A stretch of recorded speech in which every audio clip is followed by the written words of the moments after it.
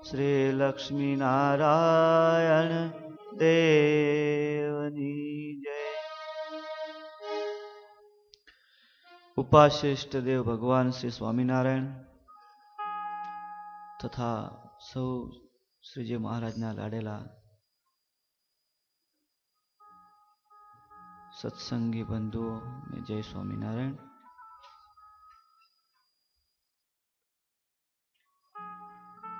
મહારાજના લીલા ચરિત્રો અને મહારાજની વાતો એ લખતા, સાંભળતા અને કહેતા પાર નથી આવતો. કહે છે ને કે सात समुद्र की साई करूं, लेखनी करूं वनुराय, सब धरती कागज धरूं, पर हरिगुण लिखा न जाए. सात समुद्र છે એના અંદર કેટલું જળ રહેલું છે કોઈએ પણ અનુમાન નથી લગાવ્યું. એની સાઈ કરીએ, આખી પૃથ્વી છે એને કાગજ બનાવીએ અને આખી પૃથ્વી પર જેટલા વૃક્ષો છે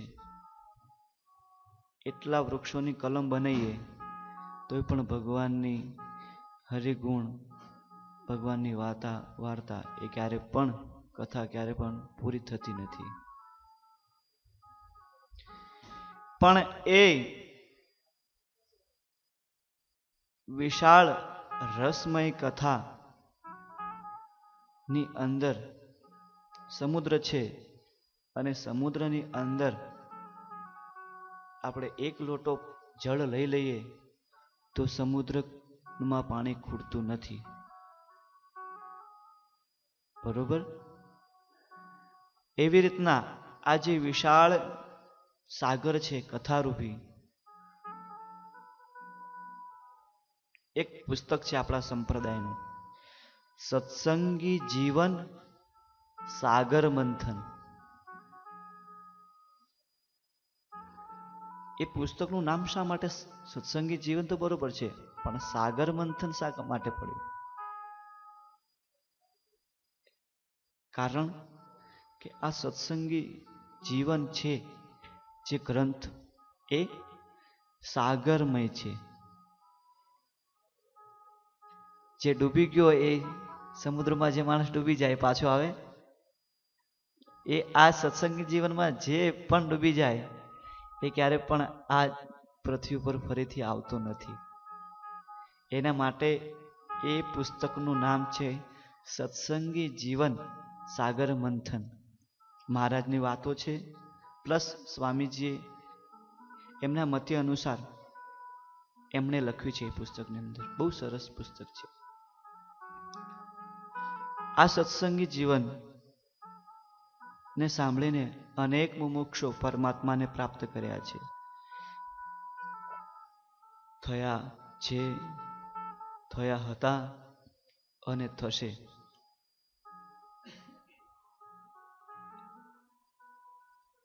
સત્સંગી જીવન શું છે એ શું આપણે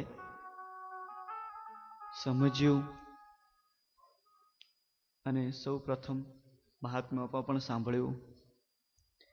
મહારાજના ગુણગાન ગાવા માટે આપણે બધા રવિવારે ભેગા થઈએ છીએ,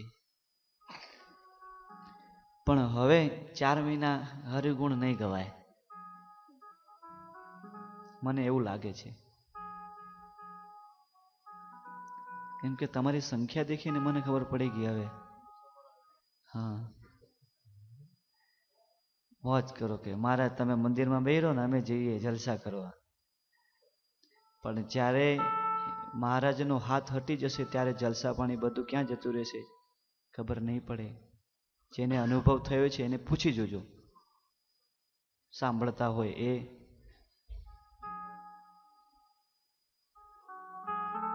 પણ મનુષ્ય જાતિને એક જ શબ્દ આવે છે, હું. આઈ એમ સમથિંગ. હું જ છું, કરું છું હું જ, અને ભરું છું હું જ. જો હું જ કરતો હોઉં અને હું જ ભરતો હોઉં તો અમર બની જા ને. હે અને એવું વસ્તુ પ્રગટ કર કે જીવનમાં તારા ઉપર ક્યારે દુઃખ જ આવે નહીં. અવાજ વધારે થાય.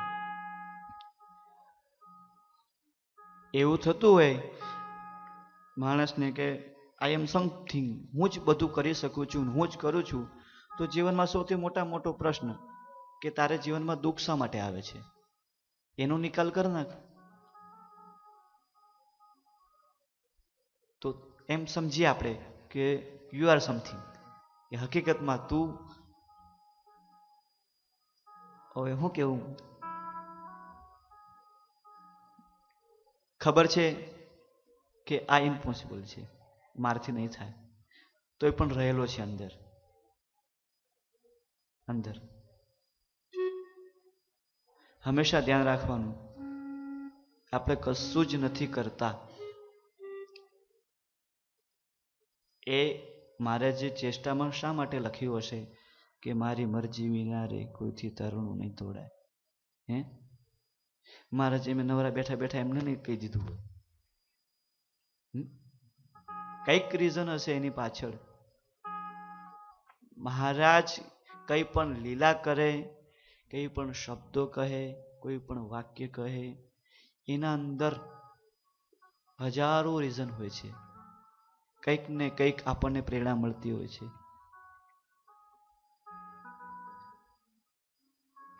આપણને સમજાવવા માટે એ એવી લીલા કરતા હોય છે. નતર સગ્રમ વાગરીને ઘેર કેમ જાય? એમ કહેવા માંગે છે કે હું પૈસા વાળાનો નથી, હું ગરીબનો પણ છું. પૈસાથી ભગવાન ખરીદાઈ જતા હોય તો મોટા મોટા શેઠિયાઓ તો બેહાડી જ દે મોટું સિંહાસન કરીને. પણ મહારાજ કહે છે મારો ભક્ત પ્રેમી તે ભક્તના પ્રાણ છોજી હરિહૈયાના હાર છો. પ્રેમી ભક્તના છે ભગવાન. આપણે ગઈ રવિવારે મહારાજના ચરિત્રો સાંભળ્યા. બીજી કાળી છે, કઈ કાળી છે, હું એકદમ નીચે ડપમાં જતો એવું છું, મારાથી બોલાતું નહીં વધારે. એટલે કે મહારાજના લીલા ચરિત્રો આપણે ગાયા. એમાં છેલ્લે શું આવ્યું હતું? ફરી ક્વેશ્ચન. જસુભાઈ તમે નહીં આવ્યા હતા એટલે તમને નહીં ખબર હોય, હા ને?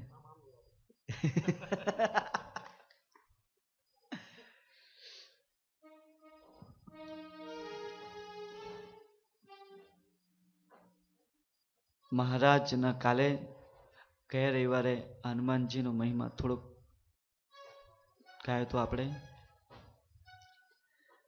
મહારાજના જન્મ પછી કૃત્યાઓનું વધ કર્યો છે હનુમાનજીએ, એ સાંભળ્યું હતું. હવે આવે છે મહારાજના 16 સંસ્કાર. એમાંથી આજે આપણે 5 સંસ્કાર કથામાં સાંભળીશું. સર્વપ્રથમ શ્રાવણ માસ છે. શ્રાવણ માસમાં ઠાકુરજી 4-5 મહિનાના થયા છે, એટલે કે પૃથ્વી ઉપર બેસાડ્યા છે મહારાજને. ભાદરવો માસ છે. ભાદરવા માસમાં ઘનશ્યામ મહારાજને અન્નપ્રાશન કરાવ્યું છે. અન્નપ્રાશન એટલે શું એ સમજી લઈએ. અન્નપ્રાશન એટલે કે બાળકને પ્રથમ વખત અન્ન જમાડવું. આસો મહિનો આવ્યો છે. આસો મહિનાની સુદ અને દશમી તિથિના દિવસે ઘનશ્યામ મહારાજના કર્ણવેદ સંસ્કાર કર્યા છે. એટલે કે કાનમાં કુંડળ પહેરાવવા માટે વેદ કર્યા છે. બધા સંસ્કાર થાય છે. એના અંદર એક દિવસ એવું બન્યું, મહારાજ ઘનશ્યામ મહારાજ રમતા હતા ત્યારે ધર્મદેવને મનમાં એક પ્રશ્ન થયો કે મોટો થઈને ઘનશ્યામ થશે શું? લાઈનાની હું પરીક્ષા લઉં. તો બહાર બાલ્કનીમાં એટલે કે બહાર ગેલેરીમાં, આપણે ગુજરાતીમાં કહીએ તો ચોકી બહારની, ત્યાં ઘનશ્યામ મહારાજ રમે છે. બાળ ઘનશ્યામ ધર્મપિતા ઘરમાં જઈ એક પુસ્તક લાવે છે, શસ્ત્ર લાવે છે, એક ગ્રંથ લાવે છે, સૌ વસ્તુ લાવે છે, પૈસા મૂકે છે, લાઈનસર 5-6 વસ્તુ મૂકી છે. ઘનશ્યામ મહારાજને સામે મૂક્યો એટલે ઘનશ્યામ મહારાજ બધા છોકરાને નવી નવી વસ્તુ લાગે ને તેની તરફ દોડે. મહારાજ પણ એ 6 વસ્તુ હતી એની પાસે ગયા, 2-3 આંટા માર્યા પણ કશું લીધું નહીં. તો ધર્મપિતા પણ અંદર કઈક શંકા થઈ કે આ કશું લેતો નહીં તો શું બનશે?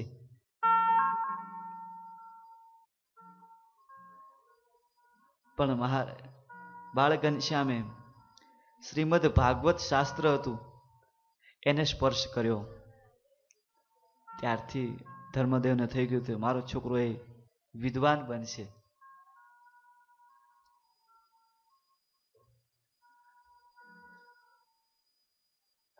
ધર્મપિતાની શંકા દૂર થઈ.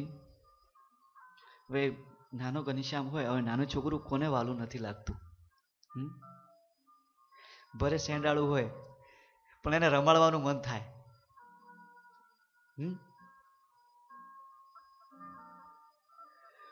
આખા છપૈયા ગામની સ્ત્રીઓ ઘનશ્યામ મહારાજને રમાડવા માટે આવે.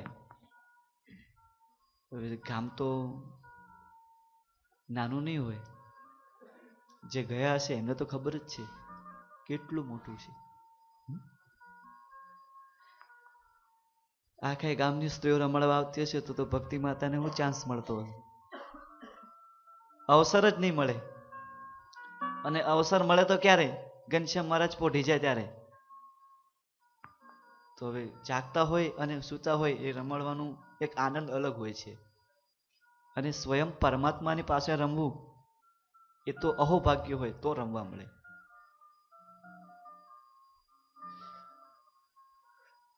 આમ ધીરે ધીરે ધીરે ધીરે ધીરે ઘનશ્યામ મહારાજ મોટા થતા જાય છે. થોડા દિવસ વ્યતીત થયા અને ધર્મપિતા એમના મોટા પુત્ર અને ઘનશ્યામ મહારાજના મોટા ભાઈ રામ પ્રતાપજી એમને અયોધ્યાની પાસે તરગામ નામનું એક ગામ છે, ત્યાં બળદેવ શર્મા નામના ભૂદેવ છે અને તેમની પુત્રી છે સુહાસિની. એમની સાથે રામ પ્રતાપજીના લગ્ન કરાવ્યા છે.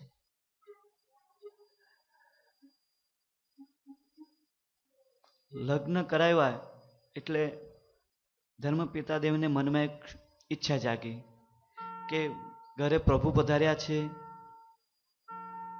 અને મોટા પુત્રના લગ્ન કરાવીએ તો એક મોટો ઉત્સવ કરીએ આપણે. એના અંદર આજુબાજુના ગામડાના બધા જ હરિભક્તોને, સગાવાલાને બધાને બોલાવીએ. કારણ કે ધર્મપિતા એ દીક્ષા પણ આપતા હતા. રામાનંદ સ્વામી આજ્ઞા કરી હતી, તમારા આશ્રિત બનાવજો અને એમને મંત્ર દીક્ષા આપજો અને ઉદ્ધવ સંપ્રદાયની પરંપરા આગળ વધારજો. એ હરિભક્તોને પણ અને પોતાના સગાવાલા એમને પણ બોલાવ્યા. છપૈયામાં તો જાણે મેળો હોય. 7 ચિરંજીવી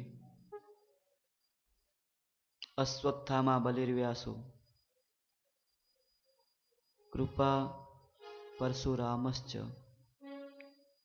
બલિ વ્યાસ એ બધાની પૂજન કર્યું છે. પૂજન કરી અને છેલ્લું શું હોય? પ્રસંગ પતે એટલે શું હોય? પ્રસાદ હોય. અને પ્રસાદમાં તો પાછી ભીડ પણ વધારે હોય. હોય ને? હમણાં કશી નથી. ખોટું નહીં લગાડતા, પણ પ્રસંગ અનુસાર આવ્યું છે એટલે કહું છું. ધર્મપિતા અને ભક્તિ માતા જે ઋષિઓ આવ્યા હતા અને ભૂદેવો આવ્યા હતા, એમને જમાડવા માટે એ પંગતમાં જાય છે. તો પીરસતા પીરસતા પીરસતા પીરસતા એટલા મગ્ન થઈ જાય છે, તો ઘનશ્યામ શું કરે છે એ પણ ભૂલી ગયા છે. આના ઉપર એક આપણને જાણવા અને અનુભવ કરવા લાયક છે આ વસ્તુ. શું? કે હંમેશા ડાયરેક્ટલી નથી પણ ઇનડાયરેક્ટલી મારી સોચને અનુસાર કે હંમેશા સંતો, મહારાજશ્રી અને ઘનશ્યામ મહારાજ સ્વામિનારાયણ ભગવાનની જ્યારે આપણે સેવા કરતા હોઈએ ત્યારે કશું પણ આપણે યાદ કરવાનું નહીં. નહીં કે સગાવાલા કે નહીં કે છોકરા. બસ એક જ ધ્યેય હોવો જોઈએ કે હું મહારાજની, આચાર્યશ્રીની, સંતોની સેવામાં છું. તો ફરી આવાશે નહીં. અને સેવા કરતા કરતા વર ઘર સાંભળે પછી નકામું છે, જળ ભરતના જેમ થાય. જાગે. શું જાગ્યું? મોહ જાગ્યો ને એમને હરણમાં. શોભરી ઋષિ કેટલા 1000 વર્ષ તપ કર્યું? 60,000. ક્યાં ગયા?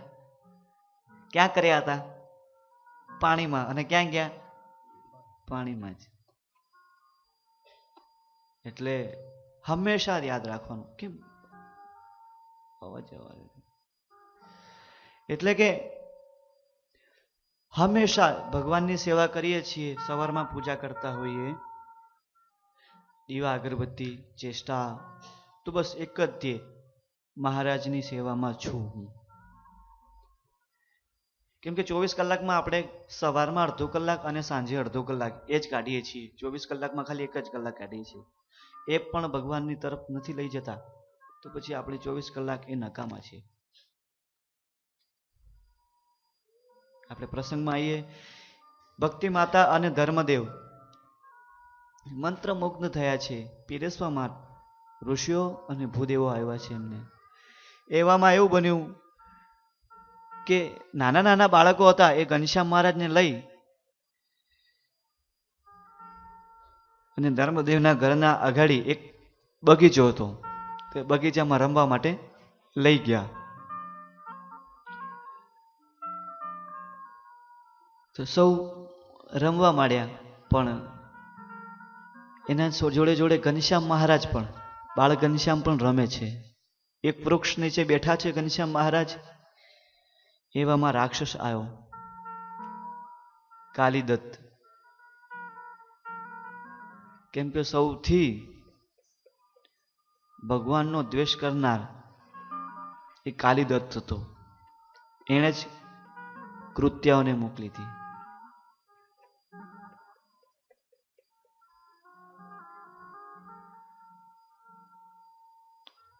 હવે કૃત્યાઓનો પ્રસંગ તે દિવસ અધૂરો રહી ગયો હતો.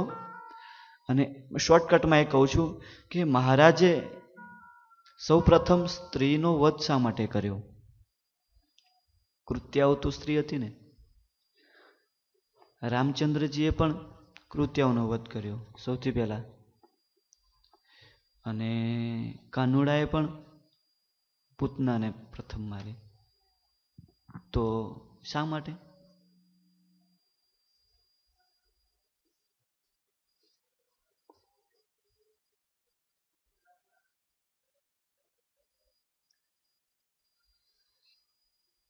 એક કૃત્યાઓ છે એ સ્ત્રી છે,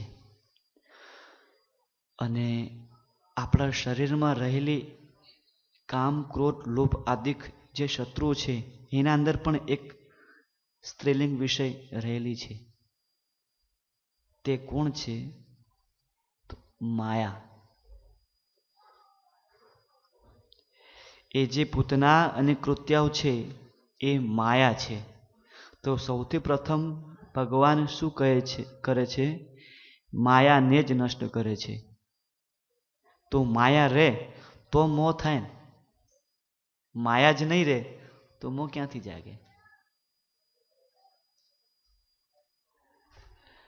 એ કાલિદત્ત ને અવસર મળ્યો કે બધા છોકરાઓ રમવા માટે જતા રહ્યા, અને ઘનશ્યામ મહારાજ એક વૃક્ષના નીચે બેઠા છે. બધા છોકરા રમે, આ બાજુ કાલિદત્તને મનમાં થયું કે આ અવસર મળ્યો છે મને આ ઘનશ્યામને મારવા માટે, તો આ અવસર ચૂકવું નહીં. ઘનશ્યામ મહારાજને પાસે આવે, અડવા જાય પણ અડાય નહીં. થાય શું? પછી એક ઉપાય કર્યો એણે. વૃક્ષ હતું એ વૃક્ષ ઘનશ્યામ મહારાજને ઉપર નાખી દીધું.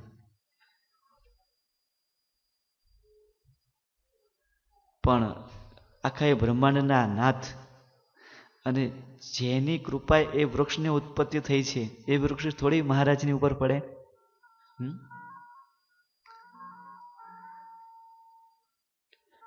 જીવની વિષય કરીએ આપણે. મારે ક્વેશ્ચન આવ્યો હતો એક બહુ સરસ મજાનો. કાલે એક ભગતે મને ક્વેશ્ચન કર્યો કે મનુષ્યની અંદર રહેલું છે જીવ, પશુની અંદર રહેલો છે જીવ, અને વનસ્પતિમાં પણ રહેલો છે જીવ. રહેલો છે ને જીવ, વિજ્ઞાનમાં ભણ્યા છીએ આપણે. તો મનુષ્ય વનસ્પતિ શા માટે ખાય છે?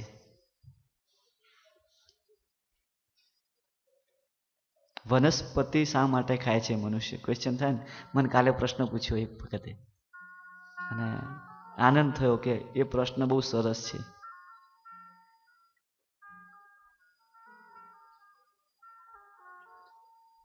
તો શા માટે મનુષ્ય એ વનસ્પતિ અને પશુઓને ખાય છે? ત્યારે ભગતને મેં એક શ્લોક કીધો. આહાર નિંદ્રા ભયમેથુનંચ સામાન્યમેતત પશુભીર્નરાણામ ધર્મો હિ તેષામ મધિકો વિશેષો ધર્મેણ હીના પશુભી સમાનામ. મનુષ્ય, પશુ અને વનસ્પતિ ત્રણેયમાં જીવ છે. ત્રણેય એમાંથી બે તો ચાલે છે ને હરે ને ફરે છે.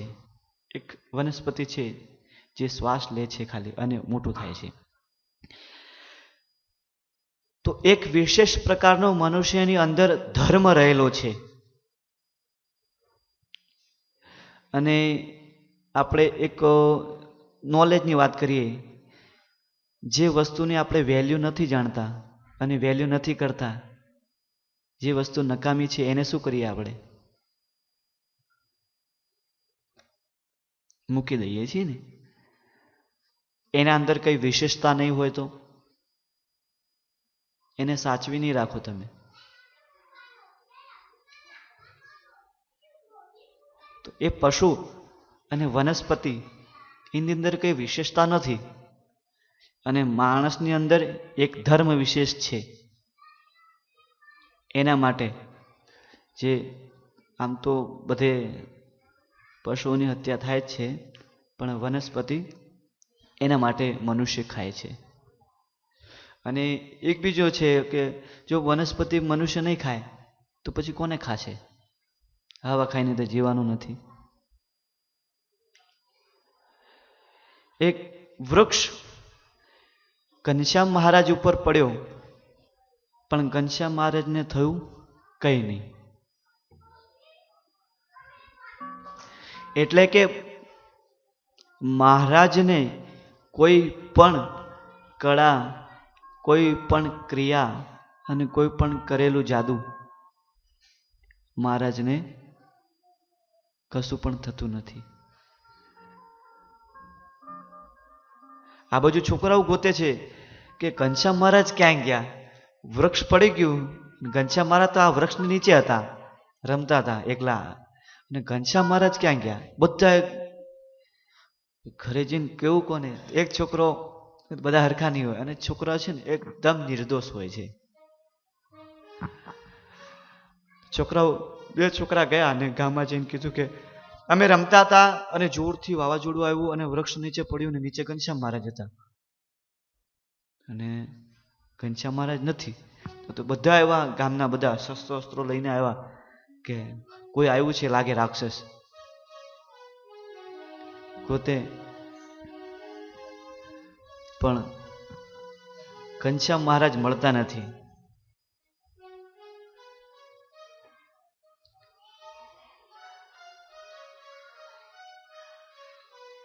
એ પ્રસંગમાં એમના મામી આવ્યા હતા, સુંદરી મામી. સુંદરી મામી એ વૃક્ષની પાછળ જઈ અને ઘનશ્યામ મહારાજને જોયા. ત્યાં ઘનશ્યામ અહીંયા છે. મારી ઘનશ્યામ મહારાજને લીધા, ઘરે ગૌમૂત્રથી સ્નાન કરાયું છે, ષોડોપચારથી પૂજન કર્યું છે, વિષ્ણુ પૂજન કર્યું છે. અને સૌ એ ચોલ સંસ્કાર જે વિધિ હતી એ ચૌલ સંસ્કાર વિધિ પૂર્ણ કરી છે. મહારાજ ના ચોલ સંસ્કાર વિધિ એટલે શું? એટલે કે છોકરાઓ 4 વર્ષના, 5 વર્ષના, 18 વર્ષનો થાય અને બાધા રાખે. છોકરાને વાળ મોટા કે જ્યાં સુધી 5 વર્ષનો નહીં થાય ત્યાં સુધી અમે વાળ નહીં કપાઈએ, અને એ બાધા રાખવી. અને ઘણા બધાને રાખે છે કે લગ્ન થાય અને ઘણો લાંબો સમય થાય ત્યારે એમના સાસુ સસરા, મમ્મી પપ્પા બધા બાધા લેતા હોય છે કે છોકરો આવે તો બાધા 5 વર્ષે અમે છોડીશું. એવું કોઈ સંકટ સ્થિતિ હોય ત્યારે પણ એ બાળક ઉપર બાધા રાખે છે. એ 5 વર્ષનો થાય પછી એ બાધા પૂર્ણ કરીશું. એ મહારાજની ચોલ સંસ્કાર પૂરા કર્યા છે.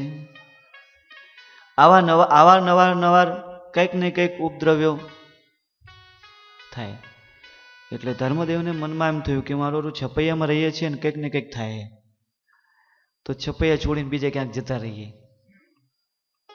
તો છપૈયા ને છોડી અને અયોધ્યા આવ્યા છે.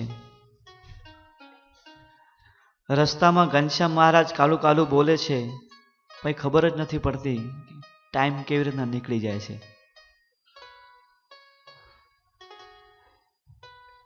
અયોધ્યામાં રામઘાટ છે, ત્યાં અયોધ્યા ધર્મદેવ તેમનું ઘર.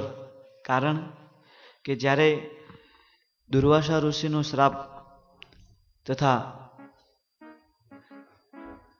જ્યારે લગ્ન કરી ધર્મદેવ અને ભક્તિ માતા છપૈયામાં રહ્યા ત્યારે પણ ઘણા કુસંગીઓ અને દુષ્ટજનોએ એમને કષ્ટ આપ્યો હતો. એને છપૈયાને છોડી અને અયોધ્યા વસ્યા હતા. એ જ અયોધ્યામાં ઘર હતું.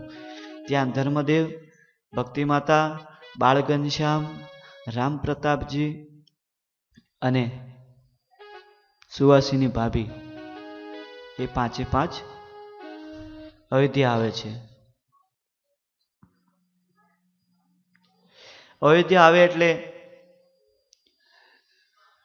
ઘનશ્યામ મહારાજ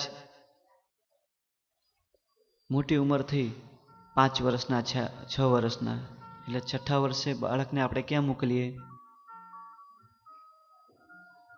કંઈક ભણવા મોકલીએ, કંઈક સમજાવીએ. તો હજી પણ મહારાજના, ઘનશ્યામ મહારાજના 7 વર્ષ થયા નથી, યજ્ઞોપવિત સંસ્કાર પણ થયો નથી, પણ શુક્લ યજુર્વેદના 4 ખંડ, 6 ખંડ એમને ગોખી નાખ્યા. અને રોજ સરયુ નદીમાં નાહવા જાય ધર્મદેવ સાથે. અને નાના હતા, સેજ મોટા થયા એટલે એકલા જતા અને એકલા આવતા. પણ જ્યારે સ્નાન કરીને આવતા ધર્મદેવ ત્યારે પાછા આવતા જે રામ મંદિર હોય, જ્યાં મંદિર હોય ત્યાં કથા થતી. અયોધ્યામાં એવું છે કે એક પણ મંદિર એવું નથી ત્યાં રામકથા નહીં થતી હોય. તો રિટર્નમાં આવતા મંદિરમાં બેસી અને દર્શન કરી અને કથા સાંભળી અને ઘરે આવે. રોજનો નિયમ. હવે ઘનશ્યામ મહારાજ એકલા નાવા જાય, કથા સાંભળે, રામજીને પ્રાર્થના કરે. સ્વયં પ્રગટ પુરુષોત્તમ રામજીને પ્રાર્થના કરે કે તમે સબરીના હેઠા બોર ખાધા, અહિલ્યાને પોતાના પગની રજકરુણથી ઉદ્ધાર કર્યો,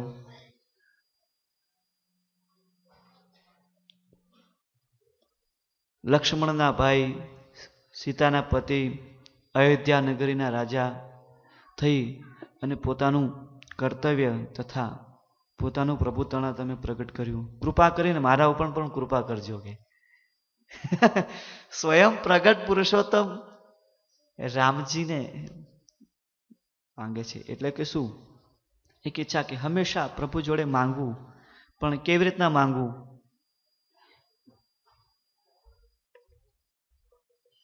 આપણે પેલા સમજી ગયા હતા કે કેવી રીતના માંગવું. એવી રીતના નહીં કે યમરાજ વાળું મારી એક પગ ફૂટી જાય તો પડોશીની બે આંખ ફૂટી જાય. બાળક એ નિર્દોષ હોય. બાળકને તમે કંઈ પણ શીખવાડો, કંઈ પણ કહો નાનપણથી, એ પાક્કું થઈ જ જાય. એને જ 6-7 વર્ષનું બાળક હોય અને એને એમ કહીએ કે ભાઈ આ પેન છે, તો એ મોટો થઈને પેન જ સમજશે, નહીં કે બીજું કંઈ. નાનપણથી તમે અહીંયા લાવશો અને આ મહારાજ છે, સ્વામિનારાયણ ભગવાન છે, એ ઓળખાવશો તો મોટો થઈને પણ આવશે. કેવી રીતના? જેમ તમે આવો છો હમણાં એવી રીતે. બાળકની વાત આવી છે તો બાળક એકદમ નિખાલસ હોય. એક ઘરે મહેમાન આવ્યા અને તેમના ત્યાં 6 વર્ષનો બાળક. હવે મહેમાન આવે એટલે સ્વાભાવિક વાત છે, 1 દિવસ 2 દિવસ રહે અને ત્રીજા દિવસે જાય પોતાના ઘરે. ઘરે જાય એટલે આપણે નાના છોકરા હોય તો ચોકલેટ ખાવા માટે 1 રૂપિયો 2 રૂપિયો આપે. સ્વાભાવિક વાત છે, આપણે આપીએ છીએ અને આપણા છોકરાને પણ કોઈ આપતું હશે, આપે છે. પણ ઓલા મહેમાન આવ્યા હતા, એમને જવાનો ટાઈમ થયો કે હવે અમે નીકળીએ છીએ. તો છોકરાને એને મમ્મીએ એક રૂમમાં બોલાવ્યો અને કીધું જો મહેમાન જાય છે, આ મહેમાન જાય છે અને જશે એટલે તને રૂપિયો ને 2 રૂપિયા તો આપશે જ ખરી, પણ તું લેતો નહીં. શું? તું લેતો નહીં? ત્યારે કીધું હા મમ્મી. તો શું કરું? 5ની નોટ હોય ને તો જ લેજે કે 5ની નોટ હોય તો જ લેજે. તો છોકરો કે કઈ વાંધો નહીં. કે બપોર થયા 12 વાગ્યા ને મહેમાન નીકળ્યા થેલા લઈને, ખીચામાં હાથ નાખ્યો ને 2નો સિક્કો કાઢ્યો. લે બેટા એમ કે ના ખંભો ચડાવે, માર નથી જોતા. કે લે ચોકલેટ ખાજે. કે ના.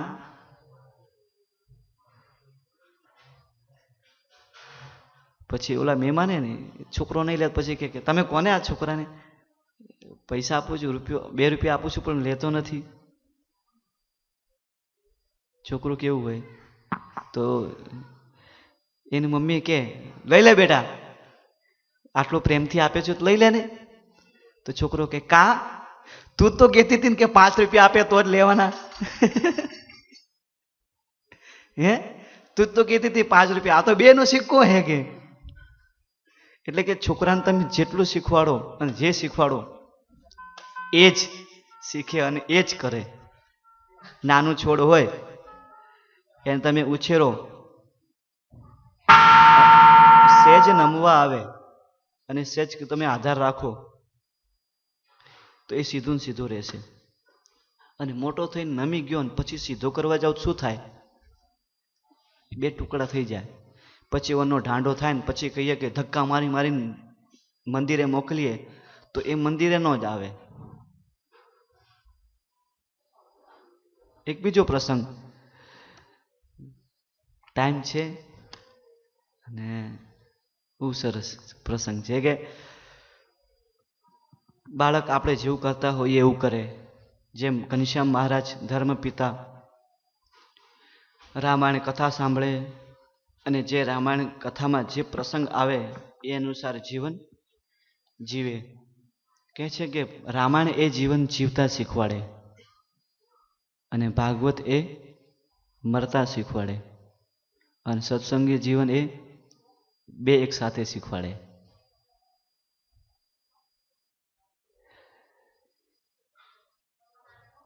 નવી નવી દંપતી લગ્ન કર્યા.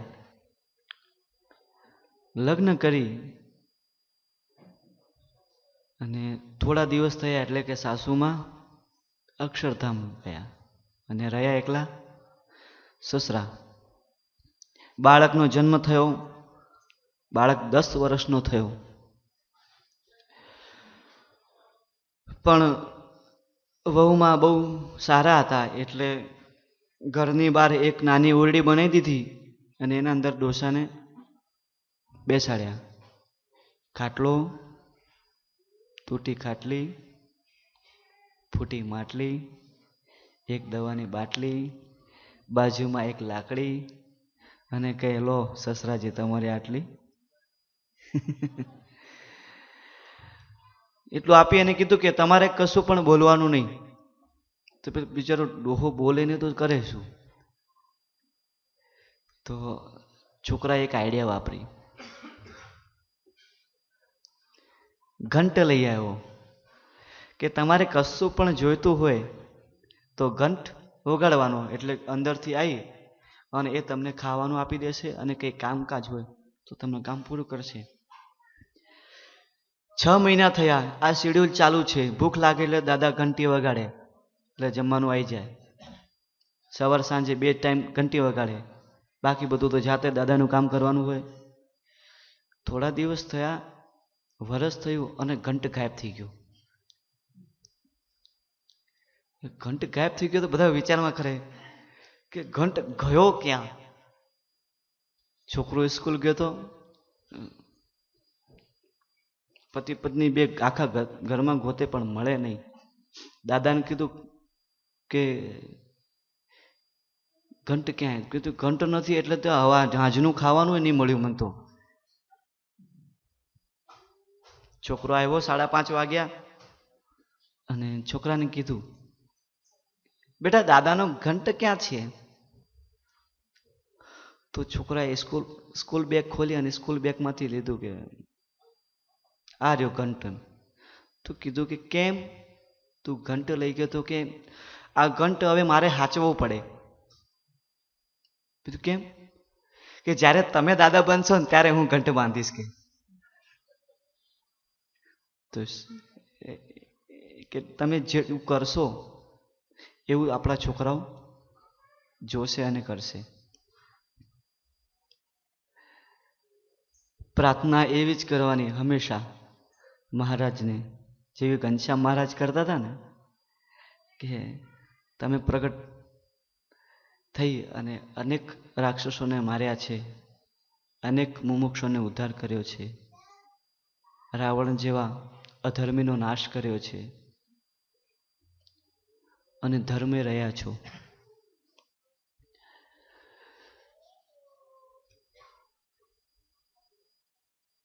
કથાને વિરામ કરી અને આજે આપણે બધા પૂજ્ય મહારાજશ્રીનો બર્થડે પરમ દિવસ ગયો મોટા મહારાજશ્રીનો એ આજે ઉજવવાનો છે. આપણા સંપ્રદાય માટે મહારાજશ્રીએ કેટલું મોટું કામ કર્યું છે. સૌથી પ્રથમ મ્યુઝિયમ, એમનું સ્વપ્ન એમણે જાતે સાકાર કર્યું.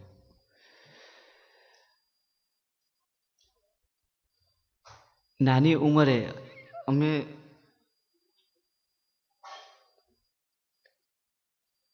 નાની ઉંમરે ગાદી એમને સોંપી ત્યારે એક વખત કથામાં એમણે વાત કરી હતી. પધરામણી કથામાં આવ્યા હતા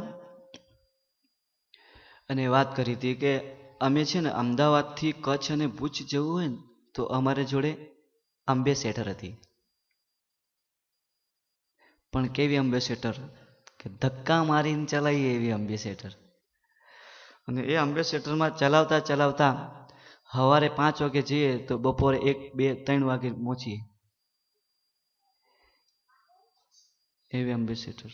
ઘણી વખત એવું પણ થાય કે રસ્તામાં બંધ પડી જાય ત્યારે તે ફોનની પણ સુવિધા નહીં હતી. મારા શ્રી કહે જીવન કેવું જીવવું. મોટા બાપજી એમ કહે છે કે જીવન કેવું જીવવું. અને મારા શ્રી એમ પણ કહે છે કે ભગવાન પાસે કેવી રીતના જવું. તો અહીંના ગાડી ચલાવવાના તો રૂલ્સ ઇન્ડિયા જેવો જ હશે કે અલગ છે? ટ્રાફિક જ્યાં કે ઝીબ્રા ક્રોસિંગ હોય ત્યાં ઊભા રહેવા માટે કઈ કલર હોય, સિગ્નલ હોય? રેડ. અને ચાલવા માટે ગ્રીન. તો મોટા મહારાજશ્રી એમ કે જેવી રીતના તમે ગ્રીન લાઇટમાં રોડ ઉપર વાહન ચલાવીને જાઓ એવી રીતના મહારાજ પાસે ગ્રીન લાઇનમાં જવાનું.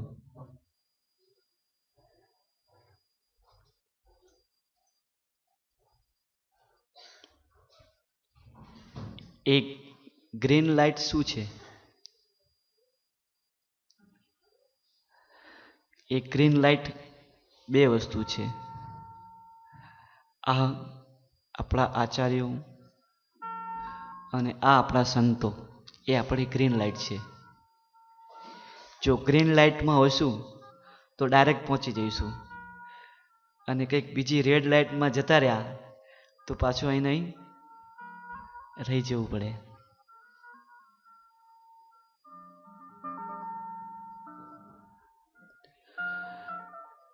ઘણા બધા આપણને હવે તો મહારાજશ્રીને ટાઈમ નથી મળતો કારણ કે ઉંમરે થઈ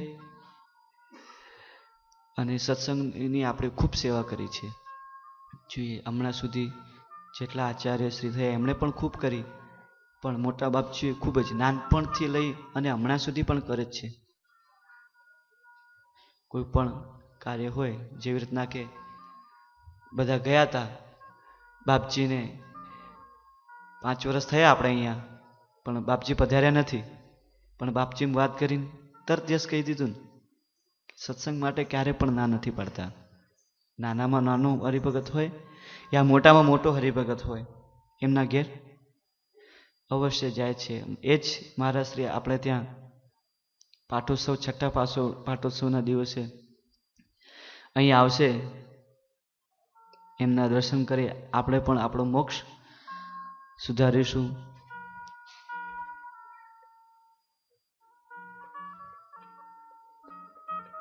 ફરીથી એક વાત કહે છે કે અમે એક હરિભગતના ઘેર ગયા. શું કહે છે? અમે એક હરિભગતના ઘેર ગયા અને એ હરિભગતના ઘેરે જઈ અને જોયું તો 4-5 ગાડીઓ, મોટો બંગલો છે, બધું જ છે. તો અમે કીધું કે ભાઈ, બાપજી કહે છે, અમે કીધું કે તમે શું કરો છો? ત્યારે એમ કહે છે કે ટાટા કંપની છે એ ટાટા કંપનીના ટ્રકો બને છે, બરોબર?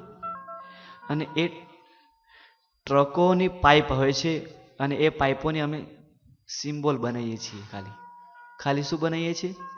સિમ્બોલ જ બનાવીએ છીએ. ત્યારે એ ઉદ્દેશ્યમાં બાપજી એક વાત કહે છે કે હંમેશા કોને પકડી રાખવું? મોટાને પકડી રાખવું.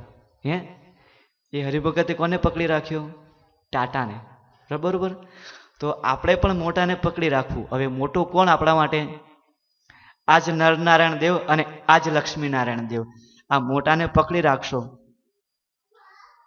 તો મોટાપણાને મળશો, એટલે કે મહારાજને મળશો. અને છેલ્લે લંડનમાં ગયા અને એમ કહે છે કે ISSO આગળ શા માટે છે? છેલ્લે એમે કહી દીધું ISSO આગળ શા માટે છે? કારણ કે આ મોટાપણાને માને છે અને મોટાપણાને જ રહેલા છે. આજ નરનારાયણ દેવ, આજ આચાર્યશ્રી અને આજ સંતોને રહેલા છે, એમની સેવામાં છે. એના માટે જ આ ISSO દિન પ્રતિદિન આગળ વધે છે. છેલ્લે નિષ્કુળાનંદ સ્વામી પણ કહે છે ને,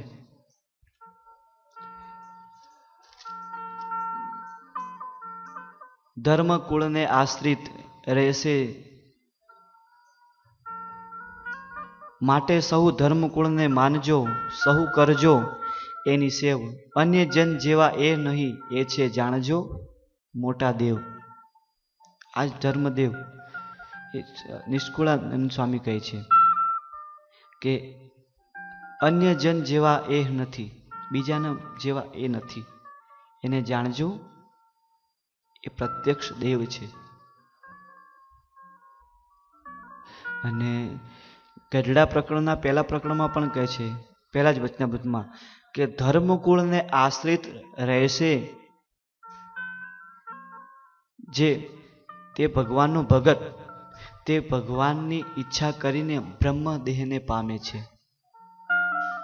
ધર્મકુળને આશ્રિત રહેલો માણસ શું કહે છે મહારાજ પોતે, કે ધર્મકુળને આશ્રિત રહેલો મનુષ્ય ભગત એ બ્રહ્મમયને પદને પ્રાપ્ત કરશે. જશે કેવી રીતના? તો કોઈ વિમાનમાં જશે, કોઈ ગરુડમાં જશે, કોઈ રથમાં જશે, પણ અક્ષરધામને પ્રાપ્ત થશે. તો આપણે પણ એક જ ધ્યેય રાખીએ કે મહારાજ અમને દિન પ્રતિદિન એક બળ આપો કે અમારી અંદર નરનારાયણ દેવ સિવાય બીજું કંઈ દેખાય નહીં, અને આ નરનારાયણ દેવ અને લક્ષ્મીનારાયણ એ જ અમારા સાચા સગા છે. અને આ ધર્મદેવ, આ ધર્મકુળ અને આ સંતો એ આપણને પ્રભુને સુધી પહોંચાડનાર છે. એ હંમેશા આપણને એવું બળ આપે. તો બાકીની કથા છે આપણી, જે હવે મહારાજ વન વિચરણ કરવા જશે અને લીલા ચરિત્રો એ આવતા રવિવારે સાંભળીશું. અને એક ભગવાન જોડે પ્રાર્થના કરીએ. પણ પ્રાર્થના સમૂહ કરીએ તો હું શું બોલવા માંગુ અને તમે શું બોલવા માંગો એના અંદર ભેદ થઈ જાય. બરોબર? અને ભગવાનની પાસે એક વસ્તુ માંગવાનું કે આપણા જોડે છે એની જ કલ્પના કરવાની. એક સરસ મજાનું ભજન છે, કીર્તન નથી. આપણા જે સંતો લખેલા છે એ કીર્તનો છે, અને જે કલ્પના કરી અને કોઈ મનુષ્ય લખેલા છે એ ભજન છે. એ ભજન આપણે ગઈએ અને આજની કથાને વિરામ કરીએ. આપણે નેક્સ્ટ રવિવારે ઘનશ્યામ મહારાજ વન વિચરણ કરી અને જે લીલાઓ કરશે એ સાંભળીશું.